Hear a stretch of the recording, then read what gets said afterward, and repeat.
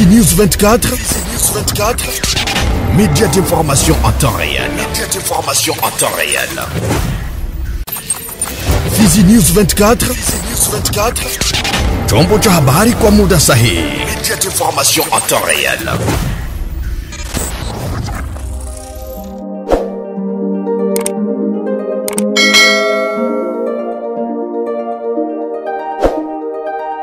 Habari za wakati huu mpenzi mtazamaji wa Fizi News 24, kwa mkunjufu na ukaribisha kuweza kufuata taarifa zetu za habari katika lugha tukufu la Kiswahili, na kwani kikusamini kila muda kwa kuendelea kutufuata vilivyo. Hii ni Fizi News 24. Taarifa yetu ya habari itajikita kwa ukubwa zaidi katika mji wa Uvira ambako watu 15 kujeruhiwa na wengine 5 kufariki kwa kupigwa risasi au ndio matokeo kwa muda ya makabiliano ya kufyatuliana risasi yaliyoripotiwa kati ya baadhi ya wazalendo dhidi ya jeshi la taifa FARDC katika mji wa Uvira siku ya Jumapili ya tarehe 23 Novemba 2025. Kwa jambo hilo, mashirika ya kiraia yametaja kulani kwa vikali vitendo hivyo ambavyo vilisababisha maisha ya watu kuteketea. Hali ya usalama iliweza kuzorota zaidi ndani ya mji wa Uvira ambako ni vilio ndivyo vimetanda katika nyuso za baadhi ya wananchi. Dunia Misi ni mratibu wa vuguvugu Machozi ya Raia, ameanza kutoa picha halisi ilivyokuwa. Uvira vile jana tulikuwa tuko meeting ya maire de la ville. Utajua kama maire de la ville alikuwa anaorganize jana meeting kabambi sana yenye iliregroupe makoshe zote za Uvira juu ya kusutenir maevre zenye president Antoine Félix Tshisekedi Tshilombo anafanya, mais aussi ilikuwa juu ya kurudishia Mungu tukufu par rapport na gisi territoire ya Uvira na Fizi endelea kuresiste kwa mikono ya adui. Sasa ilipofika ile majira ya 17 ndio tukasikia fuyo naanza kumonima. Sasa fuyo ilianza, sisi wote tulikuwa ku meeting, kabidi tukimbia kwanza. Après ma verification ya information ndio tunakuta kama ni bazalendo wao walikuwa kumakumi wa pombe kumonima, bakaona un officier wa FARDC alikuwa yeye peke mteni civil anatokea ngambo za Kalundu. Sasa akafika pale kumonima, akataka gonga mtoto mmoja wa miaka ya kidogo. Wale bazalendo ndio wakakufuata ule soda, wako wanajua kama ni militaire parce que walikuwa basha consommer kumfuata pale kusema no, pourquoi wewe unaweza anza gonga mtoto, walikuwa wanajua kama ni soda, ndio kumweza mjifle kumbe bazalendo walikuwa bashakuwa na kisirani parce que kumunanira walikuwa wanapokeza watu ya pame wanakawaambia kama bawezi wapatia paka ordre ya makubwa, bakakuwa mwile visirani vile ndio kupita na piga ule soda masasi ule mwenye alikuwa aligonga ule mtoto vile, na ndio kwenye fuyo ilianzia, na ndio bote na wenye walikuwa kule kwa madepo ya mapame kwa wakapokeza chakula, na ndio bote kwanza masasi ilianza vile, na ndio katambala Muvira mzima, na ndio ikakoze madega leo na vizio vya mingi Muvira venye iko nguvu kuhesabia hata bwana mtangazaji. Bila provisoire iko kama ba blessé beko 15 na watu walikufa beko 5. Mubale watu 5 walikufa, kuko civile umoya, kuko bazalendo 3 na kuko soda wa FARDC umoya. Me kubali watu walilumia njo bilenga tukoroga parce que kuko ndani ba motari ya Kirundi, kuko ndani ba mama na bababa, na kuko ndani osi na basoda ya FARDC. Donc bilenga ali amurefu sana kubadistingue. Pamoja nayo ameongeza kuwa ni vyema wazalendo wawe na kiongozi mmoja, huenda yaweza kuwa suluhu ya tatizo ambalo linaendelea kushamiri. Dunia amerejea mara tena. Wasa itansuko mbaya kati ya bazalendo na FARDC, na tulikuwa tunawaza kama ile hali itaweza endelea mpaka leo. Tunashukuru Mungu parce bakubwa viongozi waliingilia kati, hali ya Uvira kwa sababu vile atulizana, metungali mawasiwasi ya vile parce atujui eske vinaweza anza ama buzi anza. Mensie kama mashirika za kiraia kesho tutajikaza kuambia autorite kama hii hali yenye ilijirudilia leo Muvira ikijirepete tena, donc hizo maiti zote tutazitaka morgue, tutazibebeaka wale ba autorite wako waleta mafuyo batuzikie basi nao parce que utagundua kama hapa sasa Muvira tunachoka na hii situation. Haitakuwa kwenye kuko M23 watu wako wanakara me huko kwenye kuna M23 ndio kila siku tulikuwa tunasikia masasi, kila siku wanaua watu. Vraiment ni vitu moja ya kuhuzunisha, ya kukondane bwana mtangazaji. Solution yetu tunataka tupropose ni kuona serikali pamoja na bazalendo wanekala pasi moja, banaongea bazalendo wanakuwa na commandement moja pale, uko nasikia coordination huku, nasikia coordination bila tia watu inakuwa mconfusion. Donc bazalendo watafute coordination moja itakuwa na badirige. Tuko tunajua lisasi ikilia tutauliza general. Sasa hivi wana mtangazaji, mamaiti zote za bazalendo ziko ku general zinakosa general wao. Donc tuko tunauliza huyu mzalendo ni wanani, anakosa general wake. Na wale bazalendo walilumia sasa hii ba general wao wanabakana. Donc ndiko wanasema kama ni FARDC ile wataki tu watafuta sasa nani ndio mwenye huyo mtu alikufa. FARDC tushapata wakutu wao, ule civile mwenye alikufa jamaa yake tushaiona. Bale bazalendo sasa ba general wao wanaanza jificha nini, ile yote inaonekana kama haviko organize. Kwa sababu tunasema kama jiorganize, nafanya kitu kimoja kenye kitakuwa kwa interest ya raia na baelewane kati ya FARDC na bazalendo baelewane. Sasa population ya Uvira ndio kunakuwa sacrifice, tunakuwa sana makuku zao, mambuzi zao. Naye Kamanda Kasimbira Makanaki John, kiongozi wa vikosi vimoja vya wazalendo katika mji wa Uvira, amekanusha katukatu kuhusika katika vurugu iliyoripotiwa kati ya wazalendo na FARDC pa Uvira. Sasa kidogo tunafikia masasa pia bananiita masasa nalia nani katedrale kotea kule Kimanga kule kumonima. Nafuatilia nikauliza, akaniambia hapana, kule balikuwa banapokeza bunga. Balikuwa napokeza bunga. Sasa ilikuwa mzalendo pale, palikuwa bazalendo, palikuwa na jeshi la FARDC. Sasa bakaanza kukosana juu ya ile bunga. Sasa mimi sikuwa chanzo ni nini, lakini bakaniambia kukosana juu ya bunga. Na ndo maana masase iliripuka. Mimi sijui ile mambo ya masase, juu niko kiongozi na kila kitu yote kishakuwa banasemanga ni kiongozi na hakuna kijana mwenye alikuwa pale mwenye mimi nilikuwa naye mwenye alikuwa present mwile masase. Hapana wana journalist, watu walifariki ni bakutosha juu kwa maana ile masase wakati ilianza lia masase lilia kweli kiasi. Meme kiongozi Rene alikuwa naenda kwake, ikabidi ashimame pale ku message du peuple pale Kakungwe juu ya kuchunga masase iishe kule, lakini masase haikuwahi kuisha mapema. Sasa masa kidogo na yeye kiongozi Rene alikuwa shatoka, masa kidogo hivi ma 0h maminu ya busiku ndo bajeshi ya FARDC balitoka kote ya Kavimvira ndo balitoka na initeko kule, inite yeneko kule ni komanda vile ndeko kule, balikuya na kikosi napita mbele, matala banazinisha matala ya gari, banakuya kikosi iko mbele, magari ziko nyuma, banafika pale Kakungwe pale usiku na 0h. Masase kalia pale ya ajabu sana. Basi saa kidogo kiongozi Landa Bango akaniita ile busiku ma 0h, akaniita. Wakati aliniita akaniambia mo generali huko bananiuia basoda bebe kwa hapa Kakungwe hapa kumesaje. Ni nini aseme hapana, komanda vile alikuya na kikosi pale ananipigia basoda banaikala tu position yabo anabapiga masase pale Hata hivyo upande mwingine ametoa angalisho kwa baadhi ya uongozi wa kijeshi hasa jeshi la taifa FARDC kwa kuwa anatoa maneno ya vitisho kwa baadhi ya viongozi wa kizalendo. Makanaki amerejea mara tena.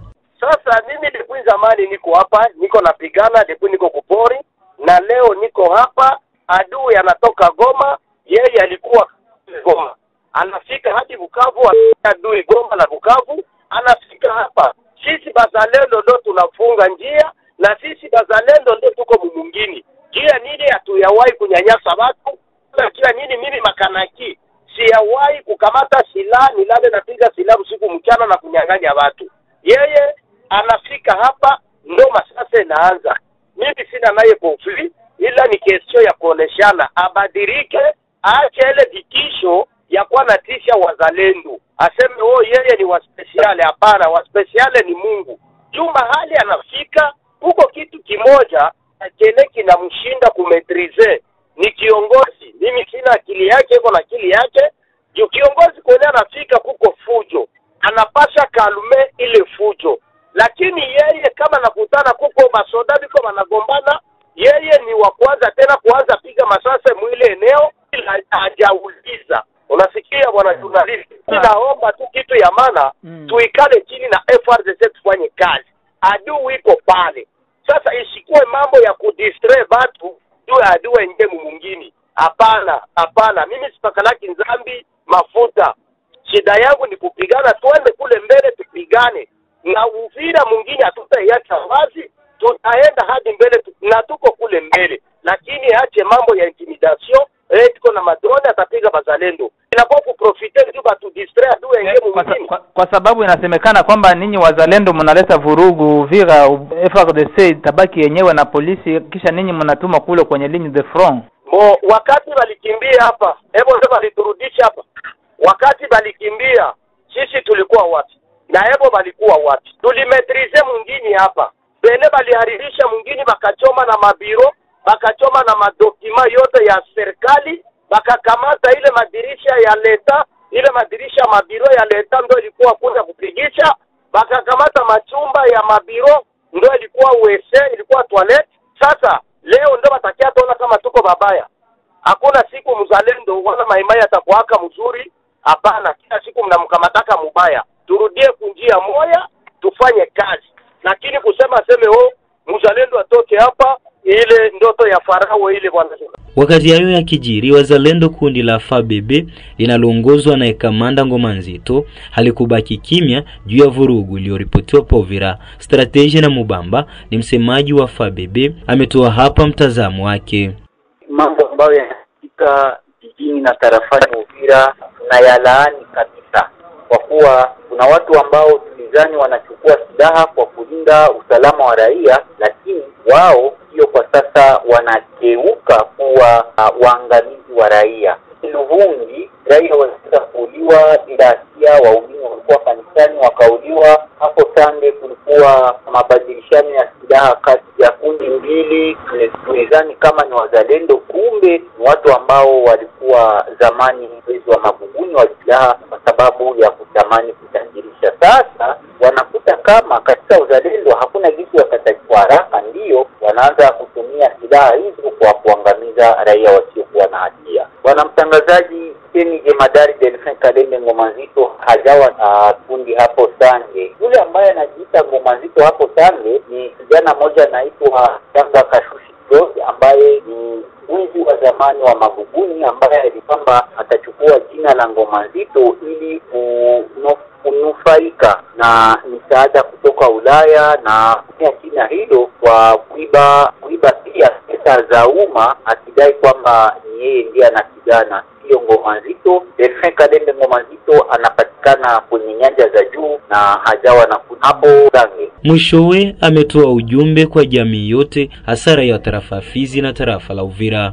Mtangazaji, tunalaani katika vitendo hivyo, jambo ambalo lilifika Uvira, na hata sasa hivi tunapoongea Uvira sasa hivi milio ya risasi nyingi, raia wasiokuwa na hatia wengi wao wamekwisha kupoteza mali yao, tembeza kadhaa wamekwisha kuumizwa na wengine wamefariki kwa kupigwa risasi, jambo ambalo tunalaani. Nasema kama kuna aina mbili ya wazalendo bwana mtangazaji, na wazalendo ambao walichukua silaha kwa maslahi ya kugomboa nchi, na wengine walichukua silaha kwa maslahi yao wenyewe, wakidhani kwamba watakuja katika uzalendo ili kujitajirisha, wakati ambapo wanakuta hakuna jinsi watajitajirisha katika siku mbili, ndipo wanachukua silaha na kuanza kuangamiza raia wasiokuwa na hatia. Leo Uvira shule hazikusoma, shughuli kadhaa hazikuendeshwa kama kawaida kwa sababu hali hiyo ya upotofu wa nidhamu. Watu ambao tunizani wanatumika nasi kwa kukomboa nchi, bali wanatumika kwa kuangamiza raia wasiokuwa na hatia. Ujumbe wa FABB ni kwamba kila ambaye anajiita mzalendo aje kwenye madini de front.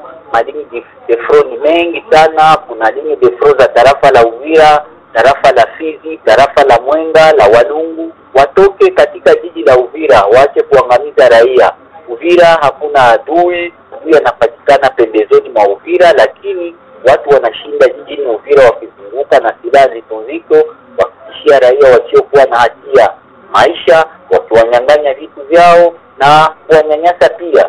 Wote, yoyote ambaye anajidai kama ni mzalendo aje kwenye uwanja wa vita. Adui yupo anasubiri wa kupiganisha, hapana kubaki jijini Uvira wakiangamiza raia wasiokuwa na hatia. Jana bwana mtangazaji, Kuna mtoto wa miaka 8 ambaye aliweza kuumizwa kwenye kata la Songo na kwa sasa anapatikana kwenye hospitali kuu ya Uvira akipata matibabu, jambo ambalo tunaendelea kulilaumu kabisa. Msikilizaji, hivi sasa tujielekeze huko Luvungi ambako wazalendo wawili wameuawa kwenye majibizano ya risasi kati ya makundi mawili ya kizalendo bondeni mwa mto Ruzizi Jumamosi ya tarehe 22 Novemba, huku usiku huo mzalendo mwingine aliua na kujeruhi waumini wa kanisa moja huko Luvungi. Shirika la raia Machozi ya Raia yasema kushangazwa na ukatili wa wazalendo. Dunia Hamisi ni coordinator wa muundo Machozi ya Raia, amehakikisha taarifa hiyo. Pale Sange samedi na 15 kulikuwa affrontement kati ya grupe mbili za wazalendo, grupe ya General Kamama na grupe ya General Ngomanzito wa Muplene. Hizo grupe wakapigana kakoze moro de wazalendo na bali wazalendo balikuwa wazalendo mbalimbali, huko mzalendo wa Kamama na mwingine mzalendo wa Ngomanzito wa Muplene. Hiyo samedi kufika usiku ya 23h mwingine yenye wanaita Luvungi umo Muplene, soda wa kizalendo akakia na bunduki na kupiga watu mkanisa masasi, akalumiza raia kenda. Mwile raia kenda umoja akakufa pale pale, ukabakia 8 bote bakalumia. Hiyo 8 ilumia yote, 4 ikakuwa gravement blessé, bakawakamata bakawaleta hapo Uvira kwa generali ya hapo Uvira. Hiyo ikabakia ikatunziwa mwenye ya hapo Luvungi ku centre de santé. Mpenzi mtazamaji, tumalizie na habari za uko Baraka ambako kisha malalamiko kwa mengi kuhusu tabia ya baadhi ya raia wa mji wa Baraka wanaovidua vyoo vyao wakati wa mvua ndani ya mifereji. Hatimaye kitengo cha mazingira katika mji wa Baraka kimesema kuwa hatua kali zitachukuliwa dhidi ya watu wenye tabia hiyo. Bwana Christophe Lonja ni mmoja kati ya viongozi wa kitengo cha mazingira katika mji wa Baraka, amesema kuwa mbele ya kuvidua choo ni lazima kutaarifu kitengo cha mazingira. Kitu tunapenda tuseme kwamba sisi kama vile wafanyakazi wa service environment, kuna mtu tunaweza mkuta anafanya hiyo uchafu, anafanya vitu kama na hivi. Huyo mtu tunapaswa muitisha kwenye service. Kuna baadhi ya mamande anapaswa lipa. Sisi uchafu au kutengeneza mazingira inawajibika sio tu environment, lakini inawajibika kwa raia yote kwa kutengeneza hiyo mazingira. Na inaweza uwezekana wewe unajua kwamba nikifanya hii kitu ni kibaya, ni lazima wewe kutengeneza vizuri. Wakati unataka fanya hiyo wanaambiaka kwanza service environment. Service environment inaenda na kuongoza jinsi unapaswa fanya, na kuongoza kama unapenda sasa upunguze uchafu nyiko choo yako imeshajaa, jinsi unapaswa punguza, itakuelekeza jinsi unapaswa fanya. Lakini hapana kujikamatia majukumu wewe mwenyewe tu na unaanza fungua. Na wakati tunakukamata hivyo, tunapaswa lipa, unapaswa uitishwa kwenye service na kukuoji na kujua ni nani alikupatia hiyo ruhusa ya kufanya hiyo kitendo. Na hata wakaaji nao pia wanaweza kuwa wakiona mtu anafanya hivyo, wanatuambia jicho ya leta mwingine au mkartie ni ule chef de quartier. Na pia ule chef de quartier naye akiona kitendo kama na hiyo ni kutuelezea, tunafuatilia ule mtu kwa hiyo kitendo ambayo alifanya, kwa sababu katika vipengele vyetu vya environment kutengeneza mazingira, kwa kipengele kinasema kwamba raia ana ile haki ya kuishi na kupumua pumzi nzuri. Mpenzi mtazamaji wa Fizi News 24, bila shaka ni hapo ndipo tumefika mwisho wa taarifa habari zetu katika lugha tukufu la Kiswahili, na kusamini wewe ambao unaendelea kututegea sikio kila mara. Fizi News 24, média d'information en temps réel. Fizi News 24, chombo cha habari kwa muda sahihi. Média d'information en temps réel.